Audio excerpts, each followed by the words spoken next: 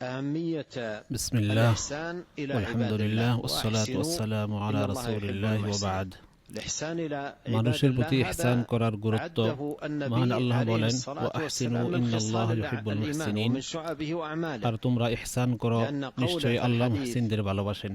নবী সাল্লাল্লাহু আলাইহি ওয়াসাল্লাম ইহসান করাকে ঈমানের বৈশিষ্ট্য শাখা ও আমল হিসাবে গণ্য করেছেন। কেননা নবী সাল্লাল্লাহু আলাইহি ওয়াসাল্লাম বলেছেন ঈমানের সর্বনিম্ন শাখা হলো রাস্তা হতে কষ্টদায়ক বস্তু সরিয়ে দেওয়া।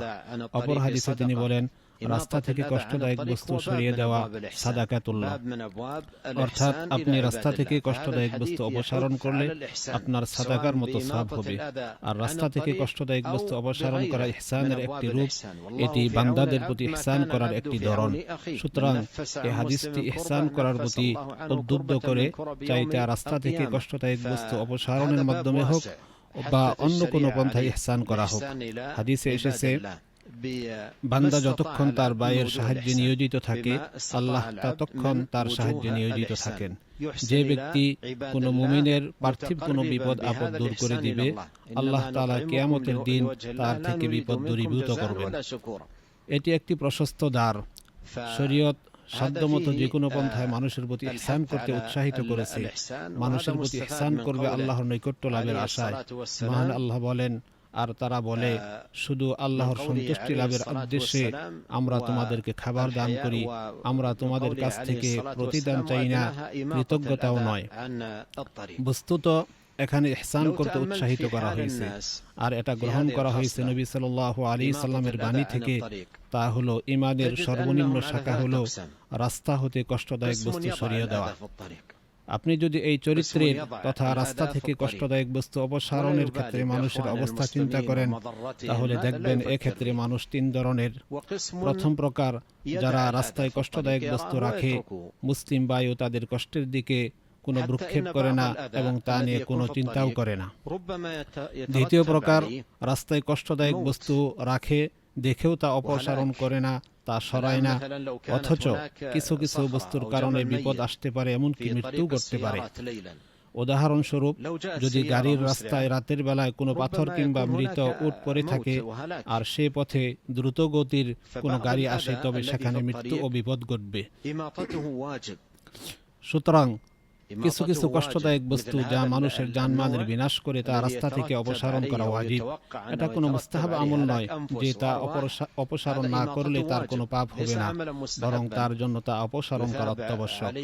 আবার কিছু কিছু কষ্টদায়ক বস্তু রয়েছে যার কারণে মানুষের ক্ষতি হয় না, তবে মানুষের প্রতি ইহসানের দৃষ্টিকোণ থেকে কোনো মুমিনের জন্য এই বিষয়েও শৈথল্য প্রদর্শন করা জায়েজ নয়, বরং এই কাজটি তার ঈমানের অন্তর্গত কাজ হিসাবে গণ্য। তা পালন করার ফলে তার ঈমান বৃদ্ধি পায়।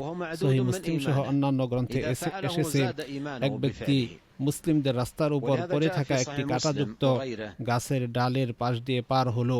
সে বলল, আল্লাহর কসম, আমি এটিকে মুসলিমদের পথ থেকে অবশ্যই সরিয়ে দেব, যাতে তাদের কষ্ট না হয়। সুতরাং আল্লাহ তাআলা তার এই আমল কবুল করলেন এবং তাকে এর বিনিময়ে জান্নাত প্রবেশ করালেন। এই শাখা এবং তার মতো বা তার নিকটবর্তী বা তার চেয়ে উত্তম শাখাসমূহ আল্লাহর বান্দাদের প্রতি ইহসানের অন্তর্ভুক্ত এবং এর প্রত্যেকটি জান্নাতে প্রবেশ করাবে। হাদিস থেকে বোঝা যায় যে মানুষের কোনো আমলকে ছোট করে দেখা যাবে না, কোনো আমলকে তুচ্ছ মনে করা যাবে না, ঈমানের কোনো কাজকে ছোট করে দেখা যাবে না। যদিও আপনার চোখে বা দৃষ্টিতে নগণ্য আমল, কিন্তু তা আল্লাহ রাব্বুল আলামিনের কাছে এমন বড় যে আমলকারীকে জান্নাতে প্রবেশ করতে বাধ্য করে। যেমন হাদিসে উল্লেখিত ব্যক্তির ঘটনা, অনুরূপ ওই মহিলার ঘটনা যাকে আল্লাহ তাআলা তৃষ্ণার্ত কুকুরকে পানি পান করানোর কারণে ক্ষমা করে দিয়েছেন। পক্ষান্তরে এক মহিলাকে বিড়ালের কারণে শাস্তি দেওয়া হয়েছিল। সে বিড়ালটিকে আটকে রেখে জমিনের পোকামাকড় খাওয়া থেকে বাধা দিয়েছে এবং সে নিজেও বিড়ালটিকে কোনো খাবার দেয়নি। সুতরাং মানুষের কোনো সৎ আমলকে ছোট করে দেখবে না এবং তুচ্ছ মনে করবে না। যেমন হাদিসে এসেছে, তুমি কোনো ভালো কাজকে তুচ্ছ মনে করবে না, যদিও তা হয় তোমার ভাইয়ের সাথে হাসি মুখে সাক্ষাৎ করা। অতএব আল্লাহর বান্দাদের প্রতি ইহসানমূলক কোনো কাজকে তুচ্ছ মনে করবে না। জেনে রাখুন, ইহসান তা ছোট হোক বা বড় হোক, বেশি হোক, কম হোক, সবই আল্লাহর কাছে প্রিয়। আর আল্লাহ তাআলা অনুগ্রহশীলদের ভালোবাসেন। বস্তুত সকল ধরনের এবং পদ্ধতির ইহসানমূলক কাজ আল্লাহর কাছে প্রিয়। এই হাদিসের আরেকটি উপকারিতা হলো আমলে ইখলাস বা আল্লাহর প্রতি একাগ্রচিত্ত থাকা। কেননা আল্লাহর কাছে ইমানের সকল কাজ, ইমানের সকল শাখা কেবলমাত্র আল্লাহর প্রতি একনিষ্ঠ হলেই গ্রহণযোগ্য হবে।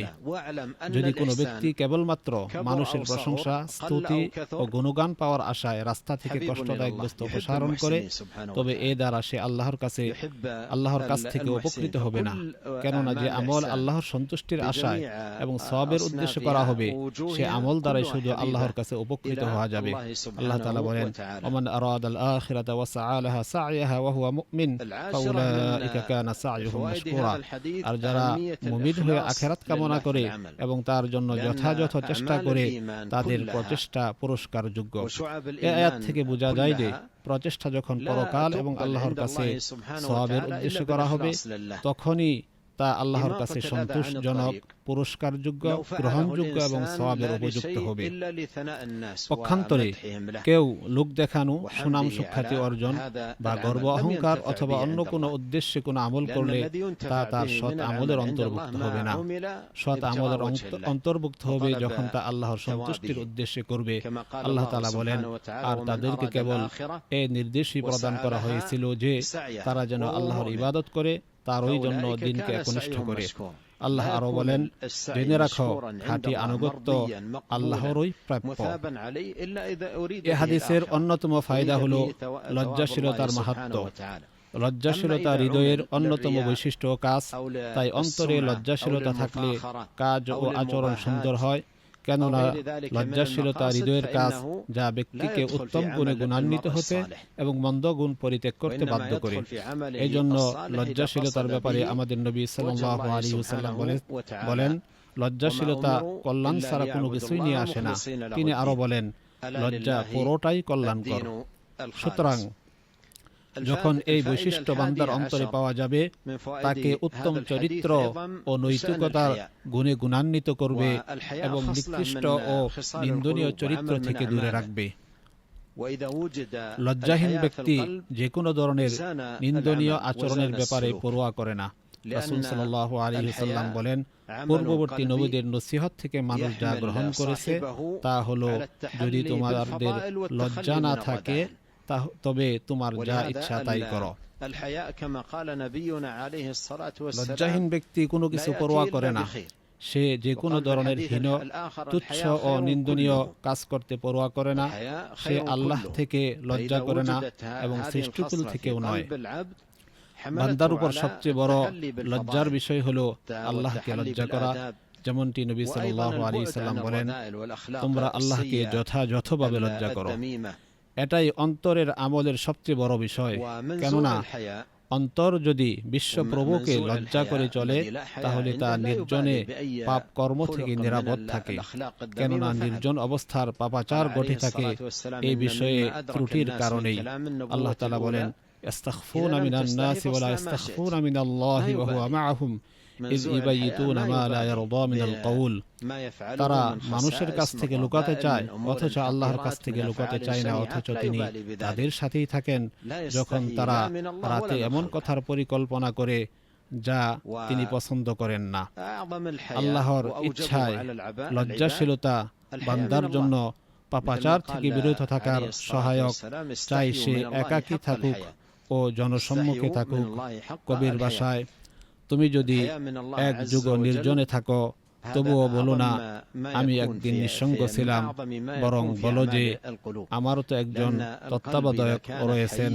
ওয়া আখিরি দাওয়ানা আনিল হামদুলিল্লাহি রাব্বিল আলামিন ওয়া সাল্লাল্লাহু আলা নাবিয়িনা মুহাম্মদ ওয়া আলা আলিহি ওয়া আসহাবিহি আজমাইন।